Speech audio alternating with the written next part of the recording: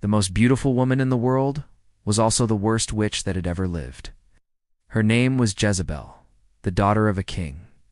She was so beautiful that anyone who looked at her instantly fell under her spell, completely under her control, and no one could resist her temptation, not even the greatest heroes. Her father, King Elias, loved her very much. He doted on her. He gave her everything she asked for. The only thing he did not want to give her was his magic amulet. It was a powerful artifact that gave him powers over the weather, powers over nature. But she wanted it so badly because with this amulet, she would be the most powerful witch in the world. One day when her father was away, she snuck into his treasure vault and stole the amulet. As soon as she touched it, its power surged through her body and filled her with immense magical energy. She became the most powerful witch in the world. Now, she was more powerful than her father. In fact, she was more powerful than all the kings and queens combined. She flew around the world, casting spells left and right.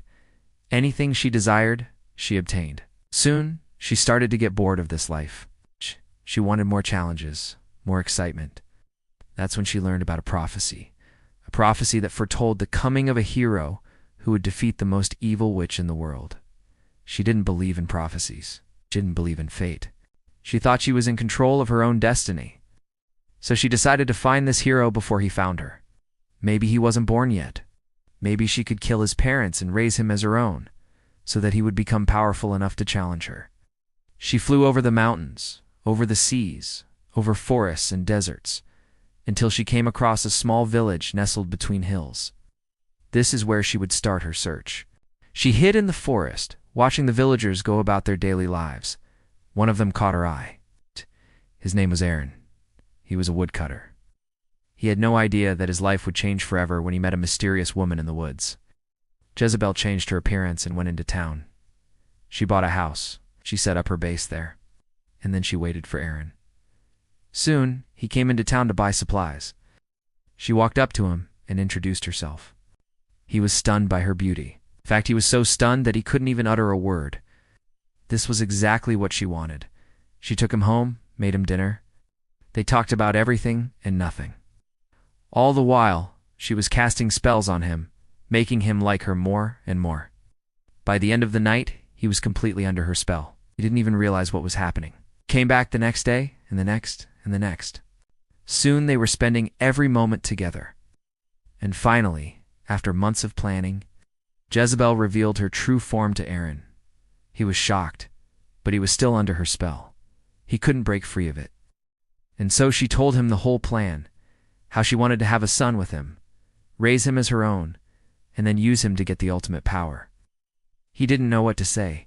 He didn't know what to do. But deep down he knew he had to stop her, no matter the cost. Soon, she became pregnant. She gave birth to a baby boy. She named him Ethan. She loved him with all her heart, or at least that's what she wanted everyone to think.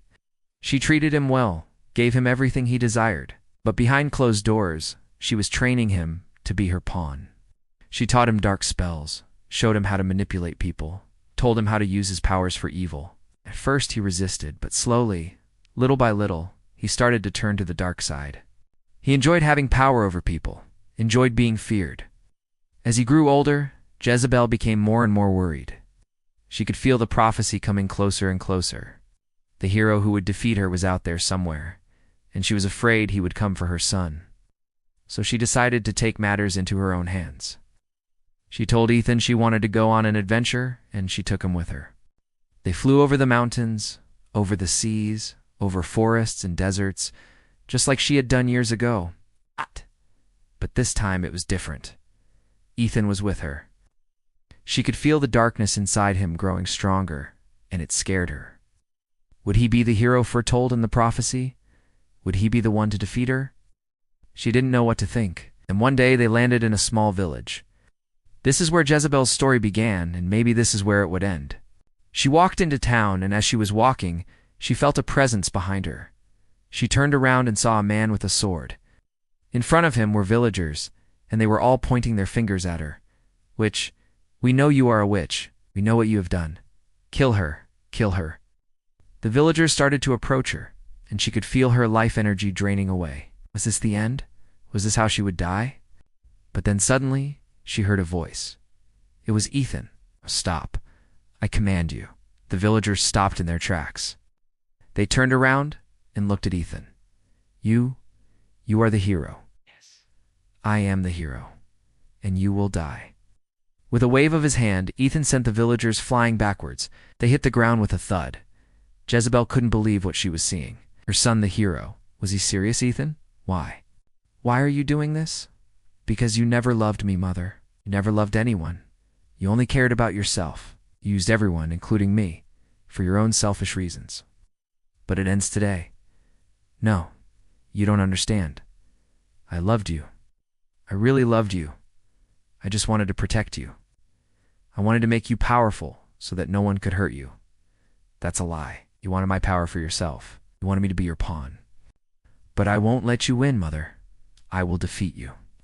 With that said, he attacked. She tried to defend herself, but he was too powerful. She could feel her life energy draining away. And then with one final blow, he struck her down. She fell to the ground and turned into dust. Ethan stood there, panting heavily. He had defeated the most evil witch in the world, but at what cost? He looked at the villagers and realized he had made a terrible mistake. He had just killed his own mother, and now he would have to live with that guilt for the rest of his life. The villagers approached him and thanked him for saving them. They cheered and celebrated, but he didn't join them. He couldn't join them. It was too sad. He was too angry. As the sun set, he left the village and went into the forest. He sat down on a log and cried. He cried for his mother, for the life they could have had, for the future that was stolen from him. From that day on, he lived in the forest, became one with the trees and the animals, became the guardian of the forest, protecting it from harm, just like his mother had done all those years ago. Now, some say he is still out there, living in the forest, waiting for the day when he can finally move on. But others say he is cursed to wander the forest forever, doomed to relive the same day over and over again. Do you think Ethan was right to kill his own mother? Or do you think she deserved it? Let me know in the comments below. If you liked this story, then check out my other content. There are plenty of amazing stories waiting for you there.